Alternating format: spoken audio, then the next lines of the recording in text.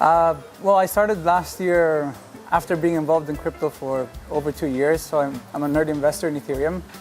I was approached to manage a community for an ICO in Bulgaria, LockTrip, which is now, well, Blockchain, which is now LockTrip. So I was, out of the blue, they came up to me because I was part of the community in the crypto community in Bulgaria, and they asked me to manage their community management. I did not know what I was getting myself involved in. I had no idea what an ICO was, and slowly I understood that it's to build an engagement or build an engaging community for ICOs. We ended up, having 8 community managers. And then slowly, as more people started coming into channels, understanding what the project was about, I got more people approaching me, asking me to build their communities or manage their communities. So after LockTrip, I had 4 projects on my hand, and I started asking people, what do you need more people? Like, would you require more community managers? And obviously they did, because they had a whole team that they needed to manage. So I approached Alki and Marcus, the 2 co-founders, and I told them, look, we have an opportunity here to manage communities. Let's do it. Let's go about it and find community managers, and let's start offering the service. So that's pretty much how it all started. And a year later, exactly 1 year later, we have 30 ICOs, and we have around 50 community managers. I would say the hardest step was to find the best people that understood the value of blockchain, crypto, ICOs, had a good tendency to speak and engage the community, the audience, which back then was buyers. We would call them investors, buyers, people that would buy their tokens, the client's tokens. I would say it's finding a team that really knew how to engage that community. We did not know if they were doing it just for the money or if they were doing it because they actually believed in the project. So I would say it's finding the right talent was the hardest part. So a successful community would be one that's very engaged in the project, people that understand what the project is about. So they would have to really dive into the white paper, understand the team, understand the value behind the technology that the client is building. Once they take that approach to really understand the project, then they can actually engage with the community.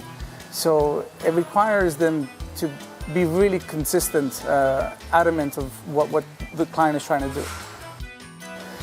Difficult clients or difficult community managers? Both. So the community managers, I will start with the community. Well, maybe let's start with the clients since I'm more client-facing. With difficult clients, because patience is a virtue, and patience in blockchain does not exist. Didn't exist. Maybe now it's starting to come because people were seeing the return on their investments immediately.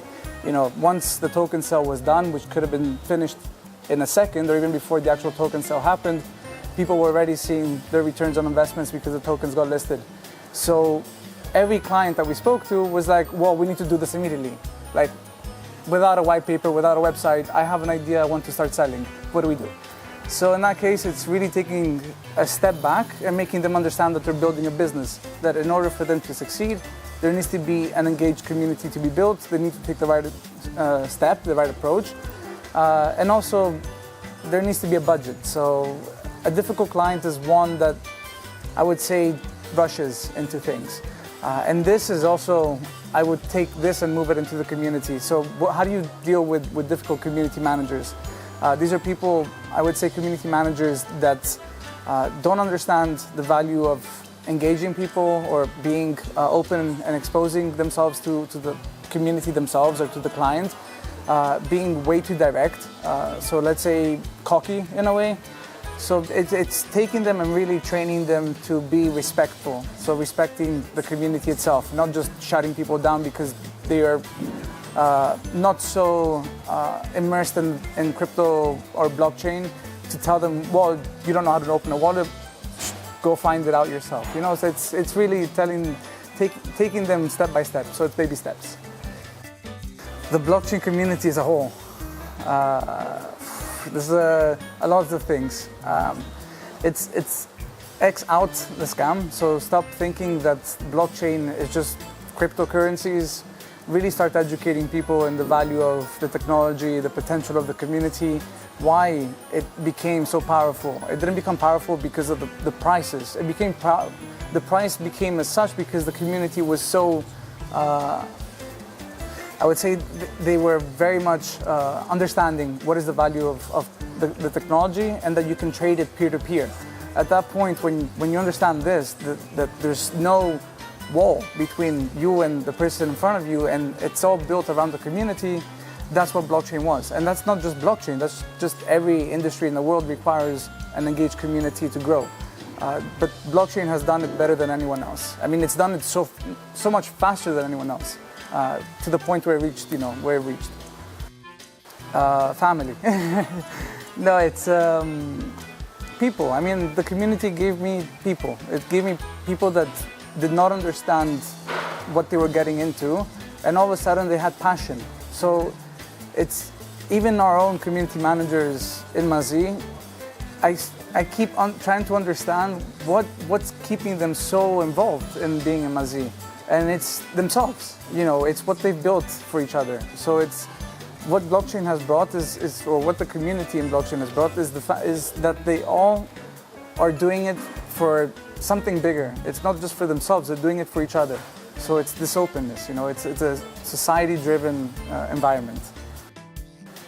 Ethereum is probably one of the best ones.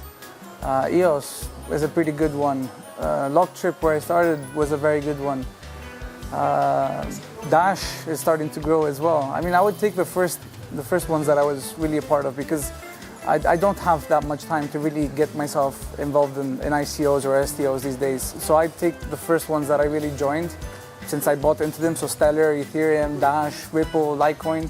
These were the ones that are still really strong because people saw the value of a project and where it could go. And that's why they increased so much. And I think those are the ones that really have a future. On the beach, chilling. I don't know. It's a good question. I didn't see myself here 5 years ago. I will take it as it comes. So it's, the life is so full of surprises. It depends where technology goes, because I'm very much focused on technology. I still want to be running a business with friends or with partners, but I want to really, I see myself still in the same place, consulting, probably consulting projects. Taking a step towards being more of a speaker, consulting, writing a book eventually. So, but definitely chilling on the beach while doing this.